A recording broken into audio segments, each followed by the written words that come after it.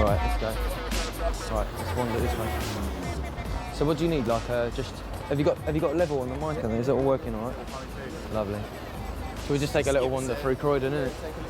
Well, I think we'll walk down the market, and you get the atmosphere of the market. We're closing up about this time as well, so it's quite lively in that. The record shop's just at the end of the market, or where it used to be. We'll come back up round and I'll show you the club where we tried to put a night on Filthy Dub. And we had like, their lineup was like me, N-Type, Mark 1, Hatcher, Slimzy. We had Scream and Benga. We were the first people to book Scream and Benga, first people to book Loafer. It was like a good night, like it was a really good turnout considering like the time that we did it. It was still relatively new sound. And other than Forward, there weren't any other nights really that were pushing the music. You know about it if you got hit by one of them. We'll walk through the long way of the Surrey Street Market. Yeah, see, this is like old school Croydon. It's still there. It's still hanging in there. Down this road here, there's a club called, well, it used to be called the Ananda Lounge. It's now called Granaries. And Hatcher used to be a resident there back in the day, like in the old garage days. This is where Big Apple used to be. It's now Mixing Records. We'll pop in and say hello quickly. You alright, Jay? Why do my tunes never come out? Still like a good place to bump into people who are doing like thing. That's kind of like how I met everyone really. This club across the road, 1921, is where we put on a night when it first opened. This is where we did it. There was an unclothed officer came in and he didn't like the amount of men that were in there. He thought he was going to kick off. I was like, it's not going to kick off. Everyone kind of knows each other. They're just listening to music. He said, yeah, but everyone's just standing around. I was like, back then the dubstep raves used to be kind of like that. It used to just be, people were just listening to the music, kind of listening out for new tracks and that. But eventually I went in there, found a reason to shut it down. Like they just kind of picked one person, I won't say it was, got him outside, accused him of dealing drugs on the venue, put a kneeling on his back there, arrested him, carted him off, took him to the station, shut the night down, and then got him to the station and they couldn't prove that he'd been doing anything or he had no drugs on him, nothing. It was mad, like. It's just a shame really, like that there's not more that I could show you because there should be really, like the fact that dubstep came from here, I should be able to point out so many different places, things going on there, but Croydon's never really been supportive of what we've been doing really, I don't think. I think actually the Black Sheep Bar, Digital Mystics put on a night here on a Sunday. It used to be called Dub Sessions before they did the DMZ night. We're just putting on a little night tonight to get everyone together. Christmas time. Let me in, baby. Hello. Sword. I'm fucking freezing, mate. Who's left the door open? I've been in the game for fucking quite a while, man. The main focus of coming to Croydon is because of the record shop Big Apple from back in the day. Yo, big up the Big Apple, yeah? Dirty Dog straight from east to east Croydon. Trust me, it's real. That's where I'm on my way now. That's how I met all these boys, like Plastic, like Hatcher, Hijack, Scream, Benga, like Chef, everyone you know, Walshy. Like we all sort of went to the same record shop. Okay, now you have it. The Big Apple, 37 Surrey Street, Croydon, East Croydon. It's real. You can find your latest garage down there, the freshest material from Jammer, Boys in the Hood, Nasty Crew, everyone. It was like a kind of community, really, like back in the day, you know what I mean? It was a place where you just go and chill out and buy records and just see what was going on. It was just joke down there, you know what I mean?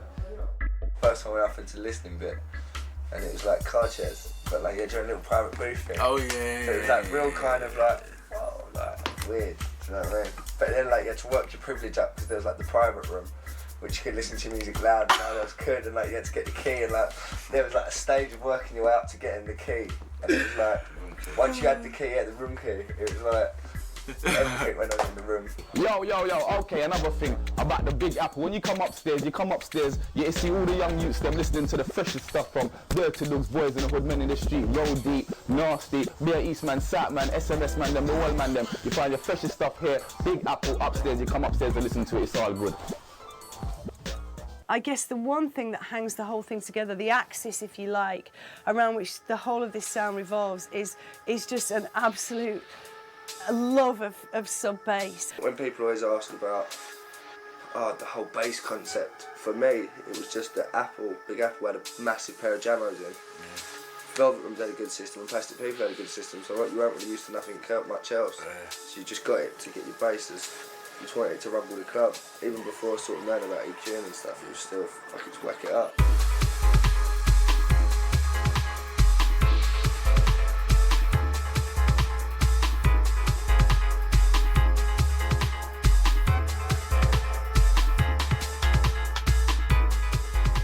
Dubstep back in the day was two-step, for those people that don't know, and the drum patterns are kind of like broken beat, yeah? Really minimal broken beat, and... The basses were like underground garage. Yeah, there you go. Would either been raggage or dubstep. I know it worked, there was a term with raggage that described the horsepower stuff for a little while. I'm quite glad it was dubstep, do you know what I mean? I lied, raggage is good, isn't it? Raggage. It sounds like fucking disease, man. But yeah, no, it just... Yeah, really trying to create someone else's sound, but people who had sort of like £4,000 studios or whatever, we didn't, and it just sort of all stemmed from there really. You haven't got the same equipment to make the noises, you just got to use what you got. I started off trying to make songs like Wookie. I was trying to do stuff like LB. And you just got it wrong. But then Artworks was like, you need to keep on going down that route because you're gonna start something else. And we were just like, alright, we'll keep going down that route, but we was going down that route because we still couldn't make tunes, innit, remember? Yeah. Oh shit. Let me grab it. No, this is my idea. This is my plan. Now it rings. Now it don't.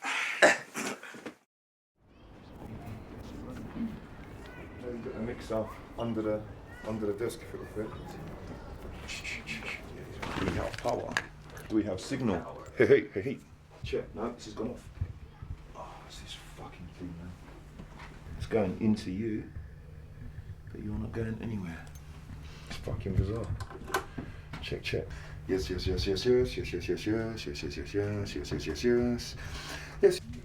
Right. What we're doing with regards to samples and things. Cool. This is one man. I'm not ready yet. That's all right. Ready? No. You just tap me on the shoulder. We'll get some kind of system running. I can't work out why it's not saving the samples though from last time. Maybe the memory's just got old and can't remember anymore. Hello, this is Lothar and I'm not listening to Boom Noise and Pokes on Sub FM because it's rubbish. Shit, it's really quiet. Woo. It does work then. Check. Yes, it does. Sounds of the Boom Noise and Poke Show on Sub FM. That's subfm.com. Every other Wednesday. We are Sounding alright. How many Guinness? I'm not doing a crate. Do we get a sponsorship deal for the pizza? Yeah. Pizza Go-Go, sponsors. No, because we'd have to have like regular adverts or regular jingles. Pizza, womp, womp, womp, pizza, womp, womp, womp. You need pizza. Get I'm good for like 4 cans. Sorry, 4 cans. Yeah, get yourself. Can you grab me a square battery as well? Or a little paper scissors. Huh? Yeah. Oh, 4, I think. No, give me 6. I wanted to do a radio show, but I didn't really want to do like a typical pirate kind of show. I just felt that there was maybe another slot for something kind of that ilk. Try to give people like an insight into like the producers and that with the interviews. And then at the same time, like for the show tonight, we've got a mix from Code 9, which is basically like just music that he really likes. Similar to the bit where Boom Noise and me did a weapon of choice, where we just play a track that we want to play. Basically, we've got like half an hour of Code 9 just playing tunes he wants to play. Like, wanted to just have a show that played kind of from more across the board producers and that, like a bigger scale of like what's going on. We don't really like discuss like each individual tune and that. Yeah. Yeah. Bad man. Yeah. Cool, yeah? Bad.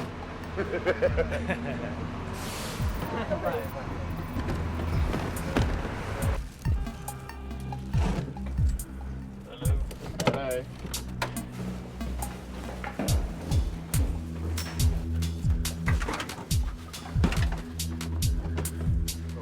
The show's had a massive impact on the recycling.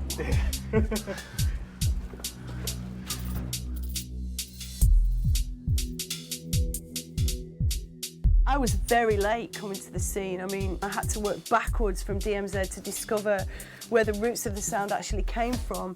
You know, you can probably trace it back to about 2001, which was the very beginnings of the Club Forward, which was the original pioneering forerunner of all the dubstep clubs, which took place at the Velvet Rooms in London. And you know, the dubstep sound emerged very slowly out of dark garage. So the bass lines for dubstep were constructed by the likes of Zed Bias, LB, Oris J, Steve Gurley, people like that. And the sound gradually moved forward and progressed over the next 6 years. I think what it was is there was definitely a moodier, deeper underground like sort of vibe of garage going on right then. There was all these sort of tunes going on, and I think people were they enjoyed the tempo and the step, but they wanted to kind of give it more of a moodier and sinister kind of like feel to it. Because it was real, it was garage crowd first of all, she had all the champagne sunglasses and all that.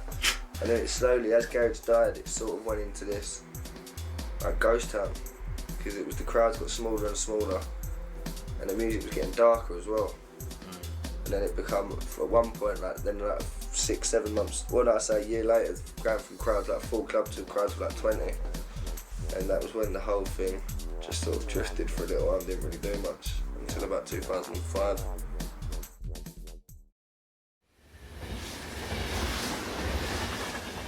Paul's power was prolific.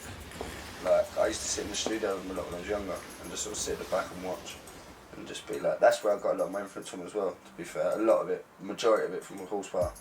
And it was just like, they were just mad, man. It was, the majority of it's all samples, like movie samples. And it's like, then you listen back and it's like making snares out of whips and fucking just weird, and like getting bongo riffs out of some weird background soundtrack bit, and just crazy. It was literally layers and layers of film samples, and it was just like, whoa.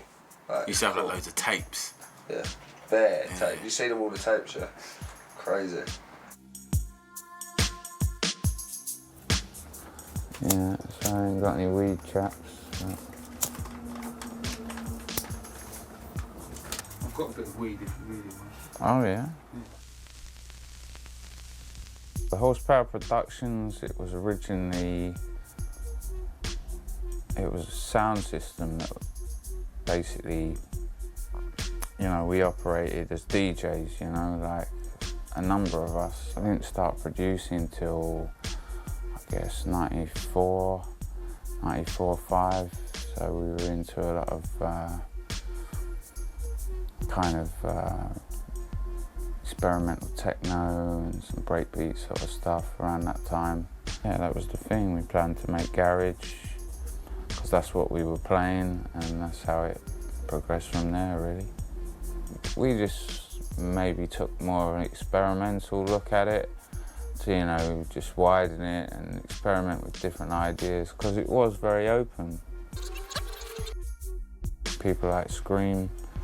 You know, I remember when he was starting to produce tracks using, I think it might have been using a PlayStation originally to write his tracks, you know, and he went all the way through to like professionality that he has today, you know, so. Seen DMZ rise up from being a small thing in a bar to being a giant, like, dance in a big venue, you know. But the essential vein of it all the way through has been, you know, innovation and trying to come with a slightly different thing, you know. Sounds of the end track right here, right now.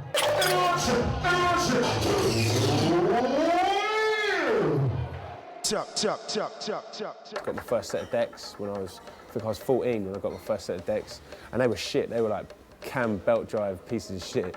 And then as time went by, I remember I got some direct drives and I was like, wow, these ones are fucking heavy. I went to a DJ competition, yeah. I played on Technics, I was like, what the fuck? These are so different, man. And then I just thought, right, that's it, all other decks are shit, I've got to go out and buy some Technics. So, boom. A few years later, I got an opportunity to play on Delight FM. Yeah, we started off doing a drive time show, playing fucking garage and some dark garage as well. It was mad. Some people were like, what the fuck's this? But then as time went by, we just got more into the sort of darker, two-steppy sort of stuff. And in the end, like, Delight had a lot of problems with the DTI and stuff like that. So we got off with that and went straight to Rinse FM. And since I've been on Rinse FM, like, it's just been mad. I've been touring the world and done a lot, man. It's been nutty.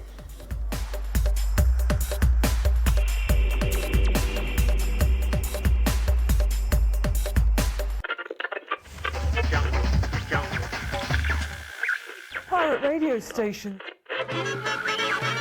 Broadcast from London Tower Blocks. Take the roll out of you guys over here efficiently. Quite high up on sort of London skyline. We provide what I think basically the legal stations don't. People always ask me, well, how do you get onto a frequency? How you do that? You have your engineer, you phone him up and you say, look, I want a rig, 150 watts or whatever, and can you tune it onto 99.7 for me, which was the frequency we were using. We'll go and meet him at a proper locked off place, I give him the money and he'll give you the transmitter, and then that's your job, my job, for me to go on the roof with my mates, 4 of us. We'll have to get like scaffolding poles. If the lift ain't working, you have to carry that shit all the way up to the 20th floor. And then you have to get all your scaffolding poles up together until you get it to about 30 foot, because the higher your area is, the further you get out. Height is power. With your aerials, you get like copper from, like, we have to go home base or B&Q. You get copper for about £7, 3 meters of it. And with your frequency, you have to cut your copper down to a certain measurement. If you're not on if your measurement if it's out of place, when you do install your stuff, then your stuff won't be working properly. When you drive past certain tower blocks and you see big long poles, most of them are pirate radio aerials. What we'll do for us to get access into the tower blocks, there'll be many ways. We'll go and get keys from the council people. We'll bump in to the council people. We'll probably like wait there for a day and see if the councilman is coming up, like one of the caretakers, and then we'll just come in front of them and we'll be like, listen, we'll buy your keys off you. Most of them will say, oh, fuck off or whatever, piss off, or they don't want to be involved. But then you get certain caretakers where they can see what you're trying to do and they're like, all right, how much? And then you'll just buy a key off them for £100. We had a lot of problems with rival stations coming and sabotaging what we're doing. Sometimes there'll be a lift shaft and there'll be something like this, exactly like this, but what we'll do, there'll be a hole through the transmitter and we'll put a D-lock through it. But then someone will just come with an angle grinder, cut it, take it, run, and then when we heard the radio go off, it's all gone shh. We'll jump into the car, run to the block. By the time you get there, you can't even catch them. They've gone, they stole your transmitter. They probably sold it for £300. You have to have your studio separate from your TX site, because if you transmit from where your studio is, obviously detection for Ofcom to come and bust you will be piss easy. They'll just find where you are.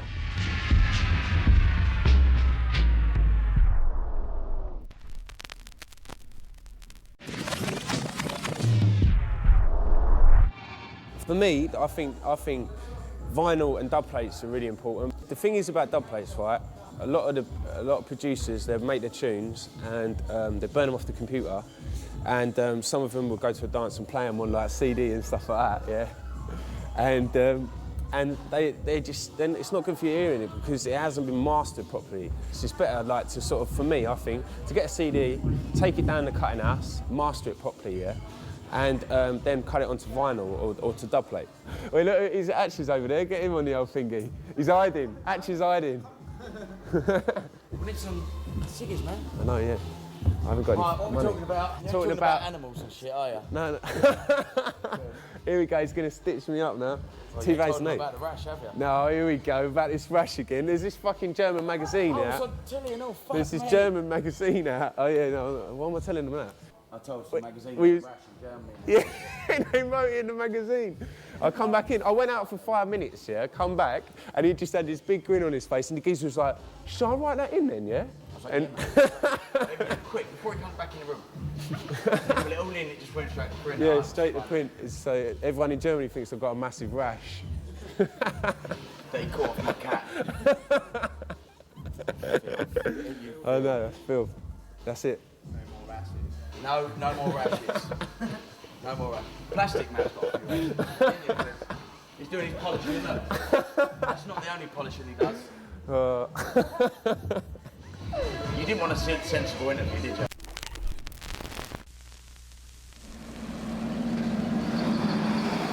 I started Bear Files in March 2006, and then in December 2006 I started the label to support the website. And then in July 2007 I started an online record shop to support both the website and the label, so everything's feeding back into itself, making sure it's all going. But the whole idea, the whole object of what I'm doing is to push new DJs and new producers, new artists out there, so they get a bit of exposure just like all the top cats really. I reckon with dubstep, a lot of people that are listening to the music or involved can hear the high quality of productions, and all music sounds better on a record. It sounds warmer because it's not digital, it's all analog. A lot of people are trying to cut to dubs or just play vinyl because it does sound a lot better. Yeah.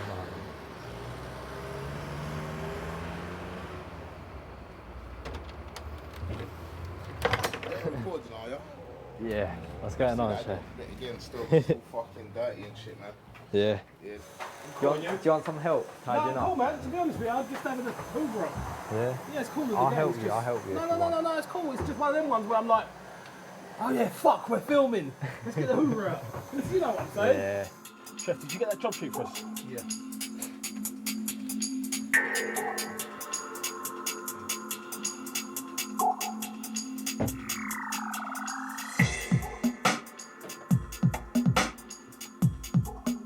It's important that we distinguish between a dub plate and a master, or what mastering is. First things first, let's talk about a dub plate. I'll get one for you and show you. This is a dub plate. It's a blank acetate disc, 2 holes drilled in it. Now a dub plate is a reject master disc. For example, a 10-inch dub plate is a reject 7-inch master. So it might have a microscopic flaw, which once cut, the turntable stylus will ignore, but obviously it's no good for the manufacturing process. So the manufacturers of the acetate disc will drill a hole in it, and it's called a dub plate. This is the disc that we would use to cut a 12-inch master on. As you can see, there's already been some grooves cut in there. These are the test grooves that we would cut once we've mastered it to make sure that it sounds okay. What we're talking about here is EQ, compression, and limiting. So it's not really rocket science. CD goes in the CD player, comes out of the CD player, goes through various bits of analog equipment after it goes through the converters, goes into the desk where there's also tone controls. Wire goes around the room to the cutter amps, which control the cutter head on this machine. People assume it's got to be loud, it's got to be loud. I can make it sound as loud as anyone else if that's what you want. If you want me to make it sound loud, I can do that. It's still mastering, but that's not necessarily the be all and end all of mastering. We see it as a service for the industry because what it does is it gives the producer an opportunity to hear what his mix sounds like.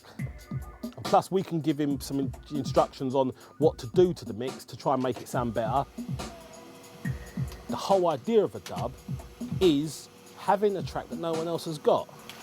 As a DJ, if you choose your dubs properly, you can get a dub that will last, you know, you get a year's life out of.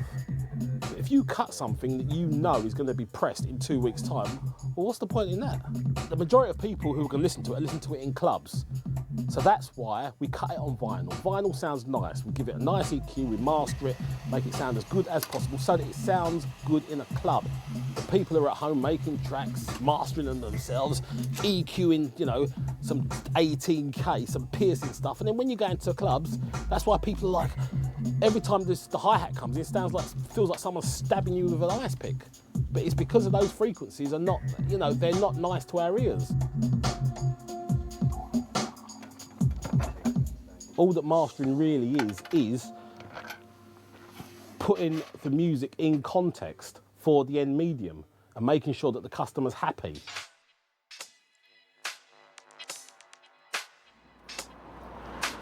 Hopefully in a week I'll have the test presses, and in 3 weeks I'll have the full release with artwork and everything.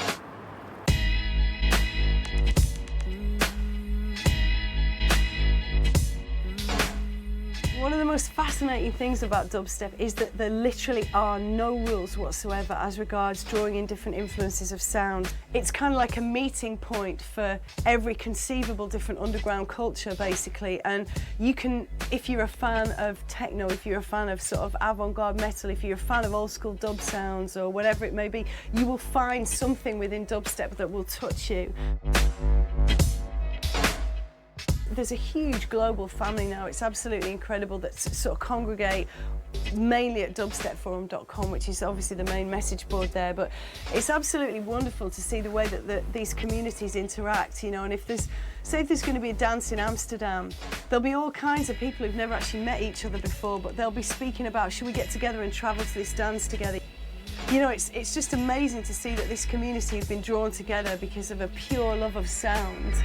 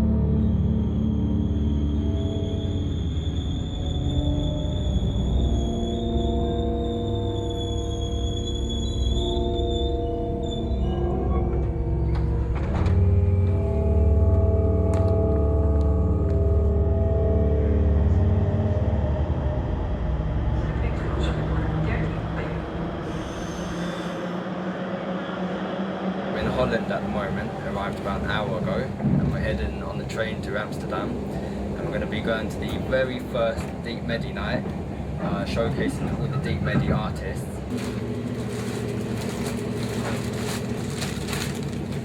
Here we go. Dub play, and that one's Bear Dub's number 3, test press. That one's white label. Dames en heren, goedenavond. Over enkele ogenblikken station Amsterdam Centraal en bestelling van deze trein. Het volgende station Amsterdam Centraal.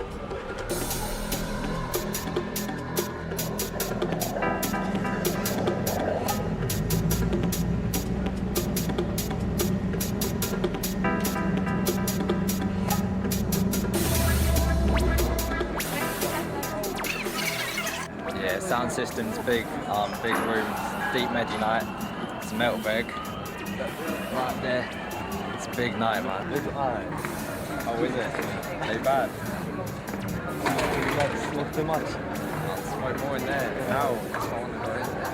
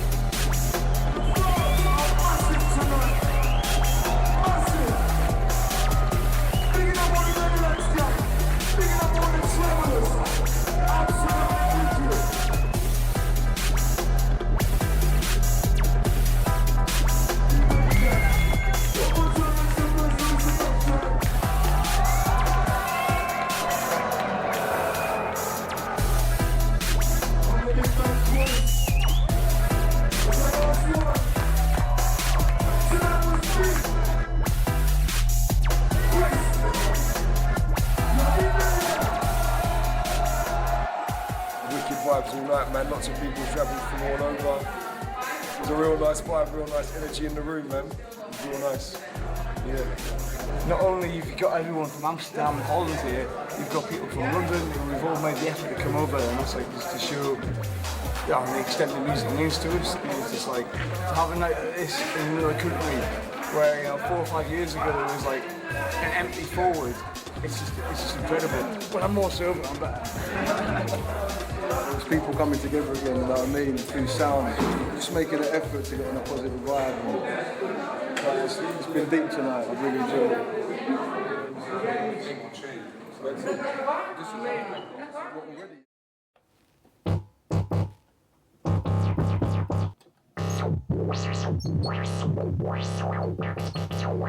There was kind of squelch.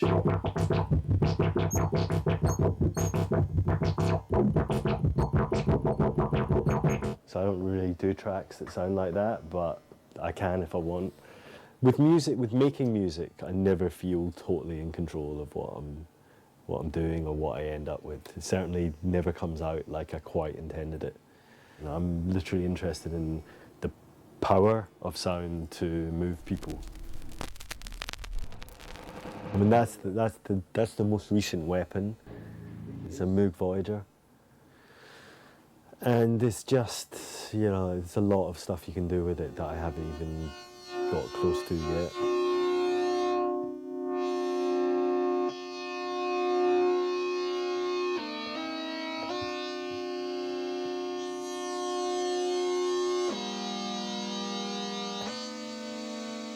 It's got 3 oscillators, so you can really get stuff that's completely out of tune.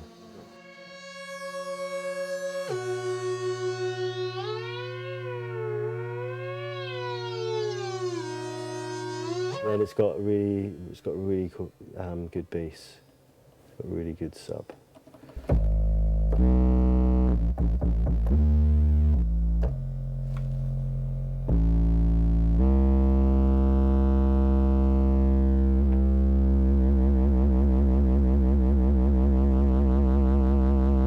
So that's, I don't know if you've ever heard any of the kind of music that we make, that's just perfect.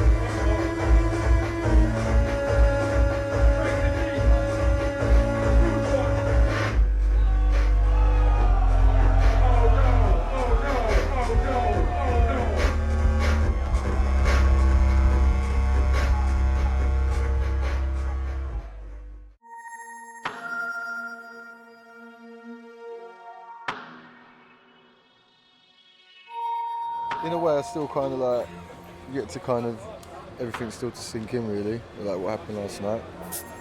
So it's just got crazy to just like to think through sound. You know what I mean? Like people just make the effort and come together, and so it's just, you know what I mean, great to be involved. You know, I'm really tired. I haven't had much sleep over the past few days.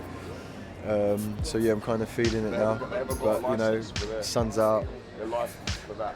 My family's here, so yeah, we're just going to enjoy the last afternoon. My friends are going home in a little bit.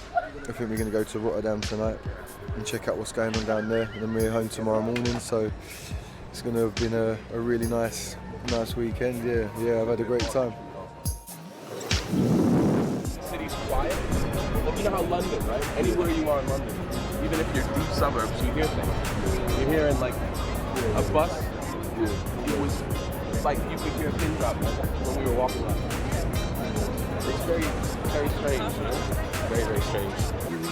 I love the fact that, you know, the music that I'm really into, and I want to spread. It's like you can just take the party away from home.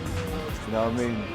It's funny because Hijack and I had both been to Metalheads. I mean, the one time I was in London in '97, I got to see Metalheads at Blue Note.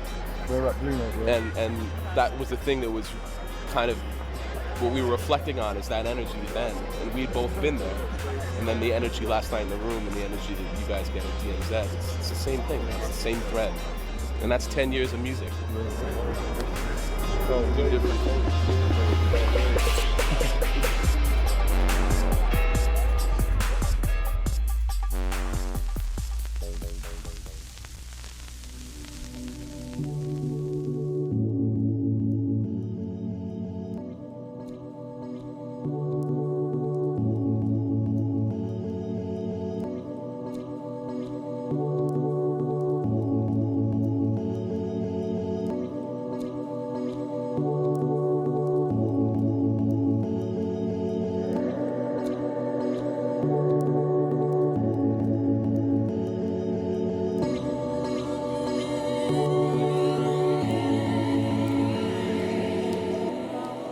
Sending me tunes since when Hyperdub was just a web magazine. He's literally touched a nerve with people. Apart from all these techniques, which sound quite unique, the way he used crackle initially, and the kind of syncopation he had, and the way his beats were kind of broken. They didn't hold together; they kept falling apart. He's managed to press people's buttons, and then what's intensified that is the fact that there's no face to put with the music. It wasn't intended like that. He just didn't want his pictures taken. It's not a big, contrived marketing plan.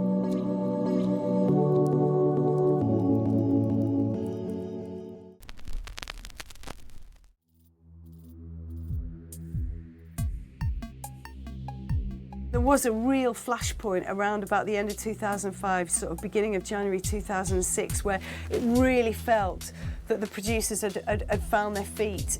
That there was a sense of momentum gathering within the scene as well, and that's something that my show on Radio 1, that's where we really seriously began to document it with programmes like Dubstep Wars, etc. But Dubstep Wars was a Radio 1 programme that I put together in January of 2006, and the idea was to capture something of the spirit and the energy and the momentum that I could see building within the dubstep scene. We did find it that night, I think, between all of us.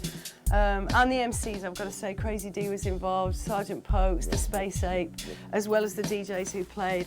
We had voices from all kinds of different people who were involved internationally, everybody from Dave Q, who runs Stub War in New York, to Bruno Bellamino, who's the big dubstep pusher out in Sao Paulo, Brazil.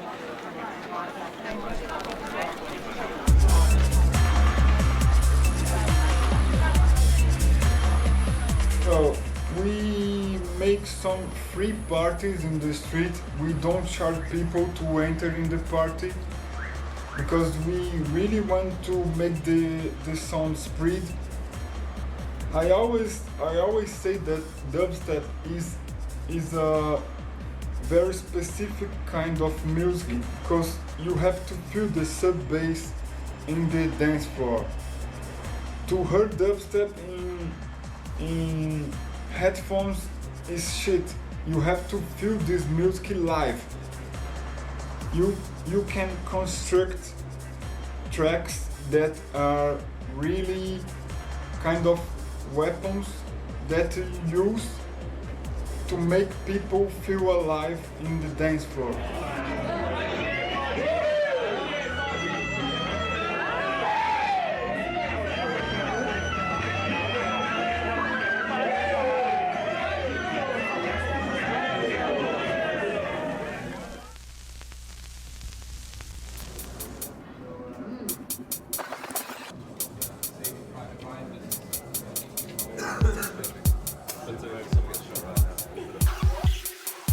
Tonight, I think the plan is to head across, get on the train to Rotterdam, where there's another party going down. There's a few of the guys who've came over who are going to spin some records, just going to be inside. I think Braden, I might do a little bit. And I think it's just like, you know, because everyone was coming over, they thought sort something out and have a little bit of a party on the Saturday as well. And you know, we've got nothing better to do, so we may as well head over to Rotterdam and play some records out there as well.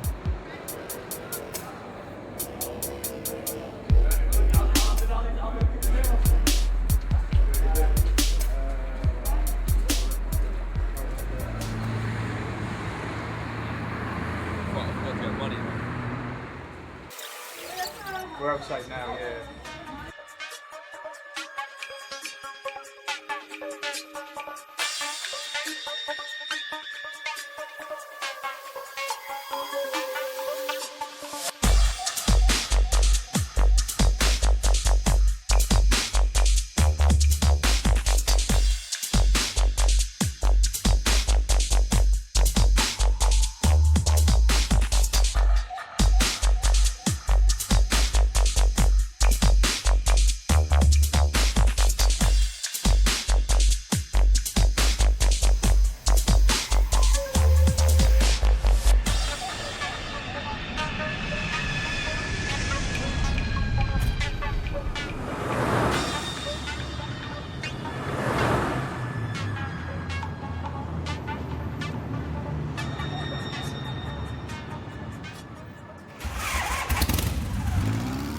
I was going to roll the split.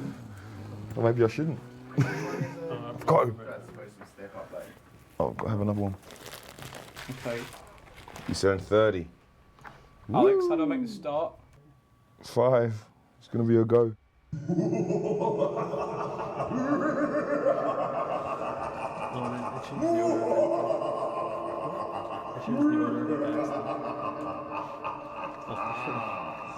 It's boom noise and boats time. I'm ready. Yes, yes. Welcome to another edition of the Boom Noise and Talk Show. Greetings, mister. Sorry, mate. I got all excited. You're running all over the place. I just wanted to say greetings to you. You've got your fancy new wireless microphone. It's not that new. Well, I just don't bring it out. It's why it still looks shiny. certainly fancy. Yeah, that was an international jam. It's been a week for international jams, bro. Certainly has. Out to everyone who reached Deep Medi in Amsterdam. Silliness. That was silly. Out to everyone who's never going to be the same again. Have you announced what's going on tonight? No, not yet. Yes, just a reminder, coming up on the show tonight, we've got a special guest mix from Code 9 and the Space Echo. Massive. We have got Kevin Bug in for an interview, Bugman. Massive. And we've got Gothrad live in the studio. Massive. Fucking massive. We've got Bug in the building. It's another big gathering we got tonight. A lot of family in the room. Yeah, now I'd like to welcome the Bug to the studio. So how was it that you first picked up on dubstep? Through Code 9. Through Code 9. Code 9 interviewed me just after Pressure came out. Right. For Accelerator, I think it was. And he just said, look, I've got some friends who are producing music that I think you'd like. Yeah. They sort of share things in common with what you're doing. Come and check it out. And he brought me down to Forward about, I guess it was about 4 years ago, 4 or 5 years ago. Yeah. And yeah, I just got to meet Mala, Pokes, Loafer, and obviously Code. So yeah. So when you first heard the sound, what was your initial reaction? I liked it. I liked the intensity. I liked the depth of it. I liked the weight of it. I liked the fact that each producer seemed to have its own voice. Handing you over to the man Gothrad. Big up Dubstep, man. Backward people.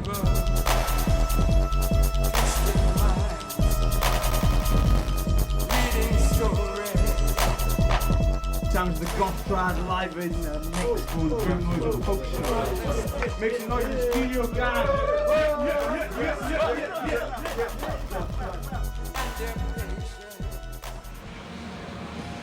Join us back in 2 weeks where we'll be here again doing a similar sort of thing in the shambolic sort of style yet again.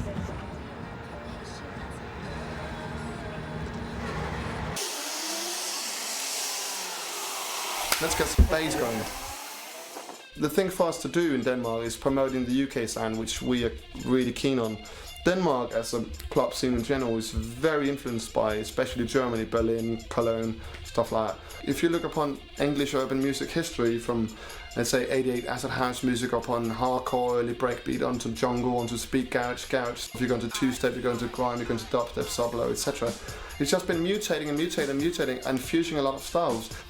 It hasn't been like nationally or geographically narrowed down to a specific kind of country. I know it originated from England, but it's just been like progressing all over, and especially Europe and the States at the moment. So I know the guys in Finland and Sweden, Elvis, and you know some guys in Finland, especially Tesla Rock. And what he's done, as far as I'm concerned, compared to any other guys, maybe except for Matty G in the States, he's made the UK producers and DJs and radio hosts, whatever, aware of a sound that is UK sounding, but it's not from the UK, it's not orientated in London or whatever, it's from Finland. I mean, they hardly heard of Denmark, I'm sure they haven't heard of Finland before either.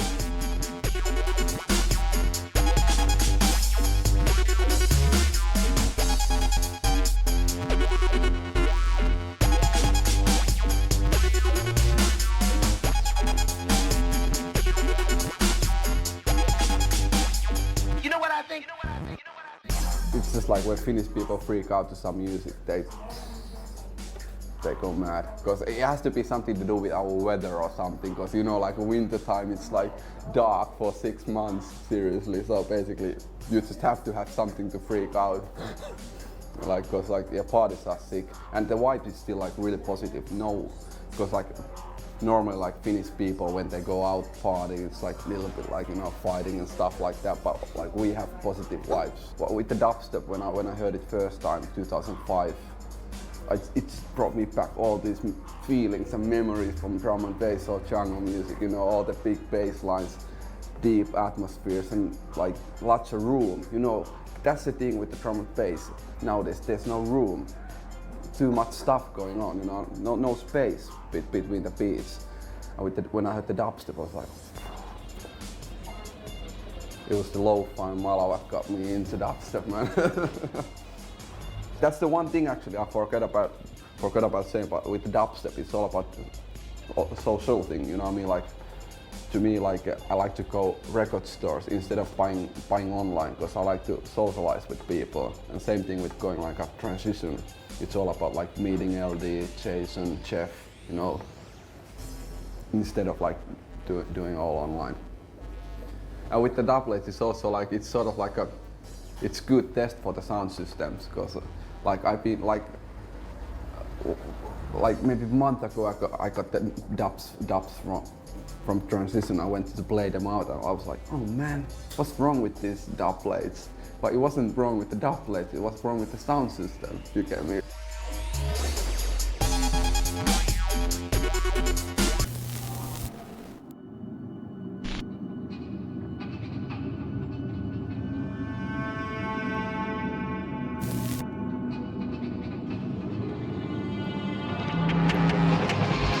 Дабстеп – новомодный стиль электронной музыки, корнями уходящий в даб. Я не знаю точно, сколько пришло народу, но кричали и хлопали они так, как будто бы здесь целый стадион.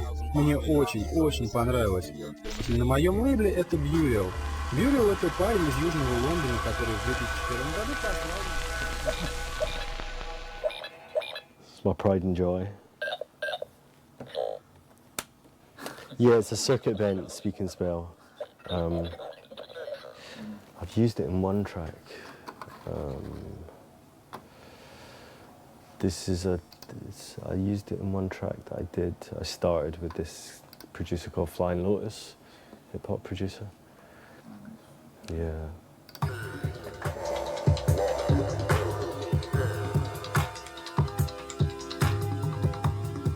Well, I think, you know, the minute you're involved in producing music, you take control over your local sound space. You know, the minute you're making sounds, instead of just being a passive victim of your environment, you actually start to carve out a little territory in your environment. And so I think that's why with a lot of kids it's so empowering to do music in an otherwise shit, depressed situation. I'm just finishing a book about sonic warfare, which should come out next year. And really it's about the relationship between sound and power. The way sound is used as a vibrational force to either disperse populations or bring populations together. You know, whether it be the use of infrasound or very high frequency sound to make people feel uncomfortable and used in crowd control situations, or, you know, obviously as we know, like use of bass and sound system culture to actually bring crowds together. The way sound can function like a magnet like that, it can literally just attract people, and particularly, like obviously the music I make, particularly the way sub bass has that kind of magnetic effect.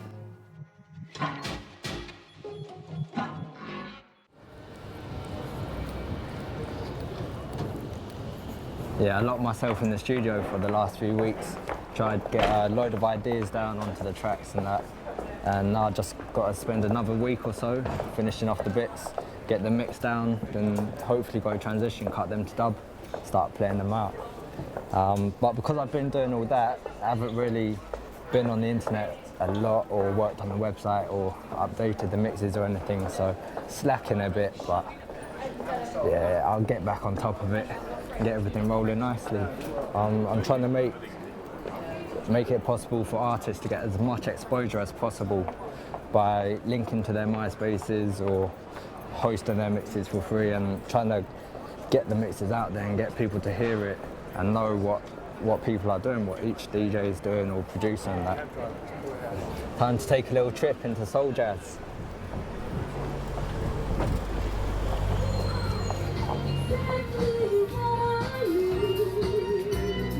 Welcome to my heart and soul.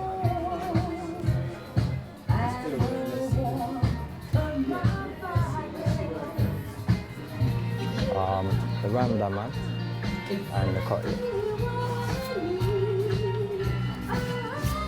Yeah, cheers.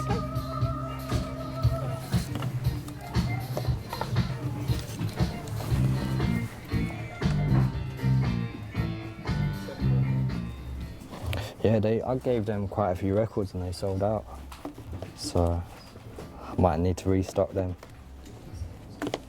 If I was to name a few people that I'm feeling at the moment, definitely name Mala. Let me think. Scream as well to an extent. Chrome Star as well. Sessman. And just the Medi side of dubstep. So I like a lot of Loafer as well, because it's quite minimal.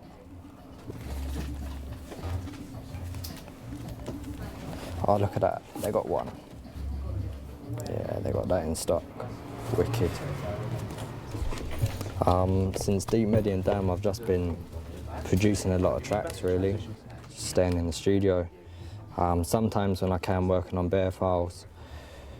But that's mainly all I do. Sit around, play a bit of Grand Theft Auto, and make beats.